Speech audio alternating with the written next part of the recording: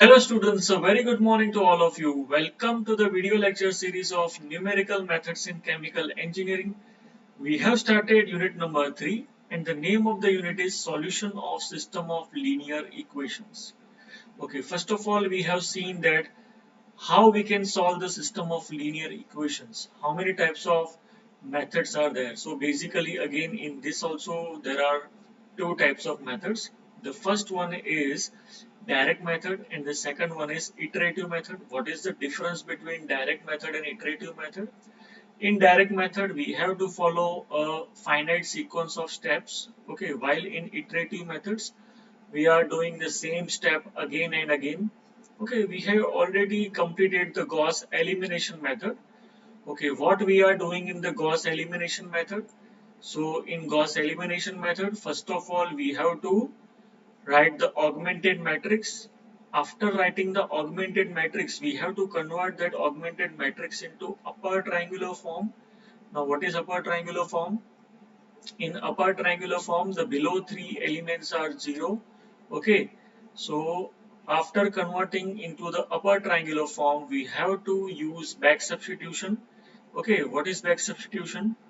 We have to make three different equations in which in the last equation for z, x and y will be 0. For the second equation, x coefficient will be 0, and in the first, we can use the values of y and z to find the value of x. So this was about the Gauss elimination method. See,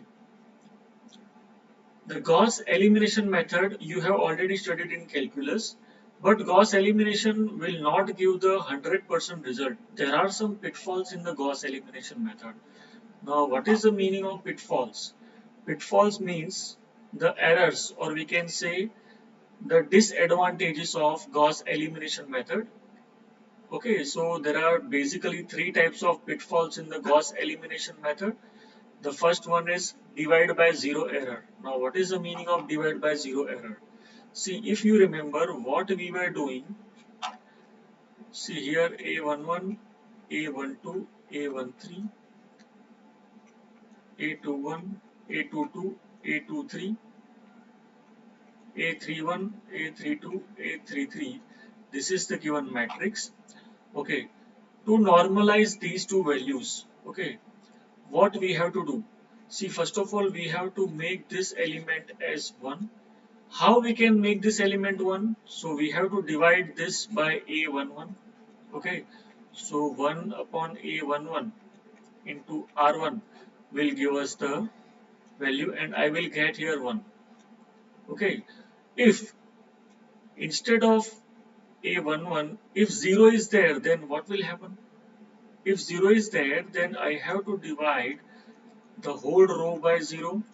Okay, this is 0, so 0 by 0. Again, any value divided by 0, any value divided by 0, and any value divided by 0 will be infinite. So these two elements will be infinite. So my final answer will not be obtained. The solution will not be obtained in such case. So in such case, the error will occur and that error is known as divide by zero error. So Gauss elimination method has one disadvantage, that is divide by zero error. Let us see the second type of error. Second type of error is round off errors.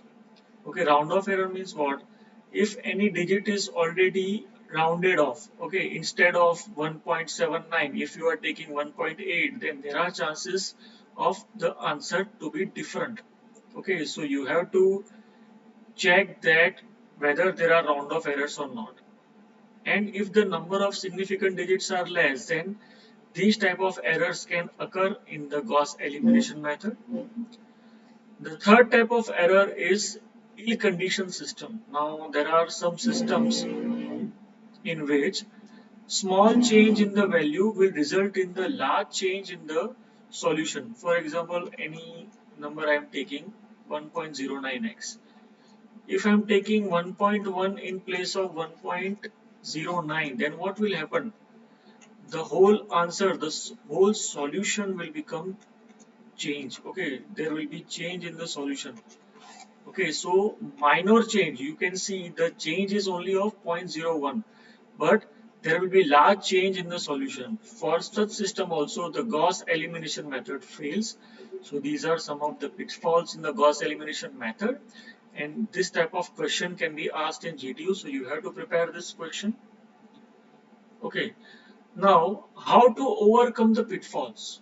How we can overcome the pitfalls of the Gauss elimination method? So to overcome the pitfalls of Gauss elimination method, we are using one more method, the extension of the Gauss elimination method, that is Gauss elimination with partial pivoting. Now, in this case also, in this method also, the system of three linear equations will be given. A11x plus A12y plus A13z is equal to D1. A21x plus A22y plus A23z is equal to D2. And A31x plus A32y plus A33z is equal to D3 is the given system of linear equations, where we have already studied that A1, A11, A12, A13, these all are the system coefficients, and D1, D2, D3 are the constants. Okay, how we can solve this? The first step is same as the Gauss elimination method.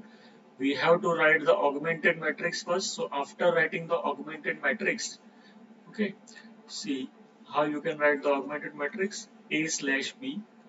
So A11, A12, A13, A21, A22, A23, A31, A32, A33, and D1, D2, D3 will be our B. Okay. See, what is our next step? See, we have to select the first pivot. Now, what is pivot? Pivot is the largest element in the first column. For example, my first column is 4 to 1, then this is my pivot. Why? Because this is the largest of all the elements of the first column. So we have to place the pivot at A11 position. Here it is already in A11 position.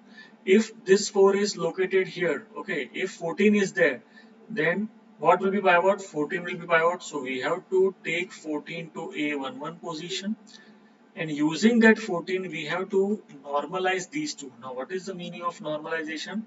We have to make these two elements 0. So this is known as normalization. Okay. Okay, what we have to do after normalization? After normalization, we have to neglect the first row and first column.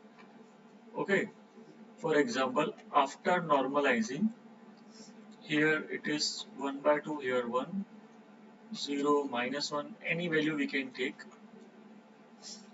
Okay, after normalizing the column, the row 1, okay, we have to select the pivot from these two. Out of these two, we have to select one more pivot, that is second pivot, and second pivot is to be kept at A22 position. Okay, here the first pivot will come, and here the second pivot will come, and the second pivot is used to make the element, this element as 0, and again we are converting the whole matrix into upper triangular form, and then after using the back substitution you can get the answer. Okay, so in this way, by using partial pivoting, we have to convert the augmented matrix into upper triangular form. Fine. Okay. Let us solve one numerical on the basis of this. See, this is the given numerical. We have to solve 2x plus 2y.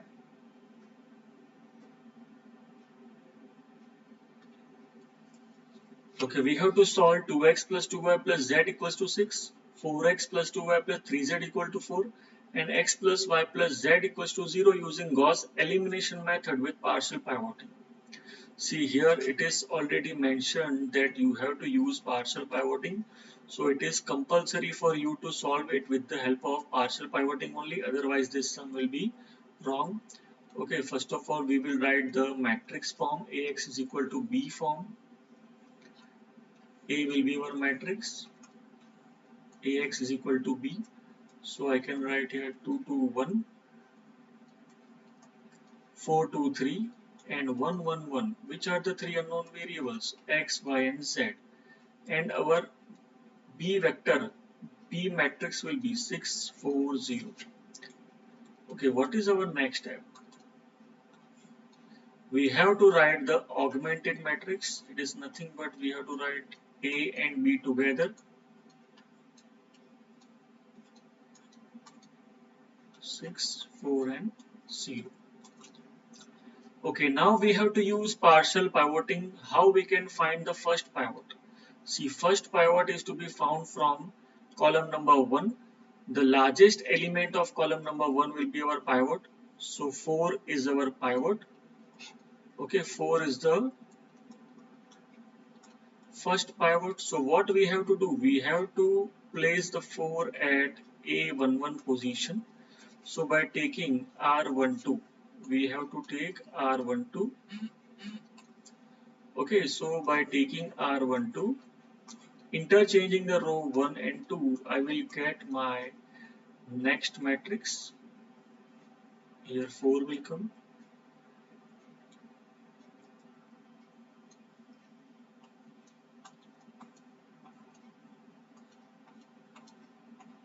Okay, see, this is my first pivot. Now using this first pivot, I have to make these two elements 0. So how I can do that? I have to take operation. Which operation I have to do? See, I have to use R2 minus R1 by 2 and R3 minus R1 by 4. See, what will be my answer? After doing this, my answer will be 4, 0, 0,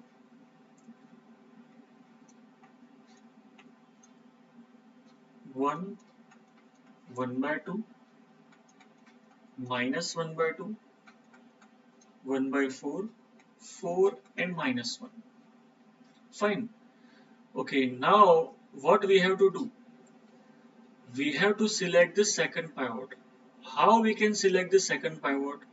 By neglecting the first row and first column, we have to select the second pivot. Okay, how we can select the second pivot? After neglecting first row and first column. Okay, so neglect the first row and first column. Out of these two, we have to select a pivot. The largest of these two, this is already largest. So this is our second pivot. And using this pivot, we have to make the below element. This element is to be made 0.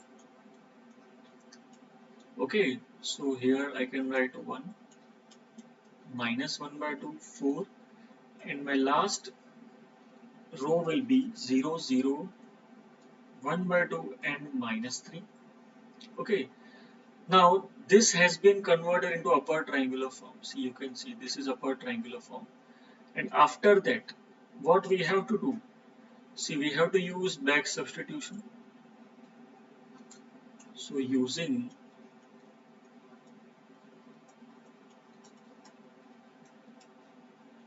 back substitution, I can write 1 by 2z is equal to minus 3. So my z will be minus 6. Then y minus 1 by 2z is equal to 4. Solving this, you will get the value of y as 1. Okay, and the third, 4x plus 2y plus 3z is equal to 4. After placing the value of y and z in this equation, you will get the value of x as 5. So my solution is 5, 1 and minus 6. Okay, this is the solution of the required numerical. Okay, this is the solution of the required system, 5, 1 and minus 6. Okay, you can solve more numericals that are given in the question bank. We will come with more methods in the next lecture. Till then, have a good day. Bye bye.